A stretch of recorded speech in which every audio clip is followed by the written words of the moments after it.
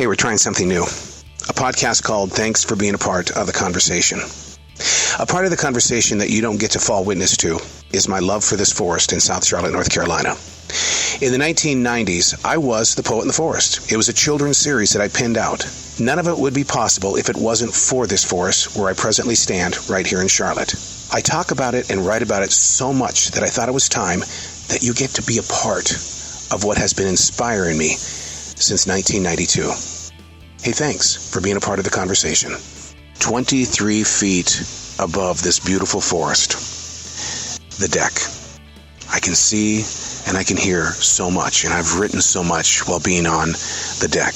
I'm standing within the elephant ears right now, and I've got flowers. Of course, I've been all over the web searching to find out, do elephant ears flower, or is this just somebody invading the space inside this pod? And they show the flowers. But to be 23 feet above this forest floor, overlooking the trees, the long, tall grass, with the glow of the sun, you can see the spider's web. And I love spiders. I do. And the reason why is because in Native American spirituality, spiders actually, they build their webs upward to the great creator. And it's a very positive message. And if you truly look beyond your fear of spiders, you'll realize how many insects are taken away because the spider is just trying to help keep the forest clear. But this flower on an elephant ear is just amazing. And these leaves, yeah, they soak up a lot of sun, but they provide a lot of shade for the many, many, many different plants that are on the deck, 23 feet above. And now, as I walk around, it looks like there's a little woolly worm. Isn't it a little bit too early for the woolly worms to be out?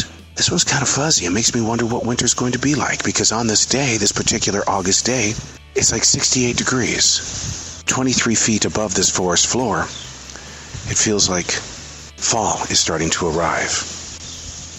If you could see the lay of the land, you would see the long, tall grass, but you would also see how the water has raced down the hill.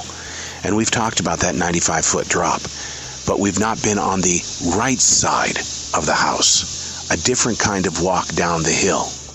But from 23 feet above, I can see the bigger stream.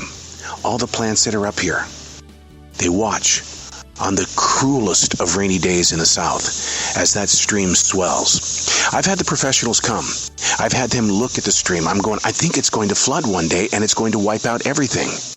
But the professionals have sat down with me and said, no, nature is taking care of itself, and it has nothing to do with reaching over the banks that it has created. I don't pick up the fallen trees because I believe the fallen trees are food for the earth. It's food for other insects. Although it may look ugly to those that have Home Depot and Lowe's style lawns, being 23 feet above the ground, it's a forest. It's not man-made. It's nature-made. The gum trees, oh my God, they must be 50 feet tall. So many people have said you've got to get rid of the gum trees. They're very bad trees. They steal from the nutrients. And yet at one point in time in history, if you go back and read about the gum tree, the people in the Orient would actually take the gum from these trees and chew on it before we had the gum that we have today. I love my gum trees. They're very tall. 23 feet above the forest floor. Thank you so much for being a part of the conversation.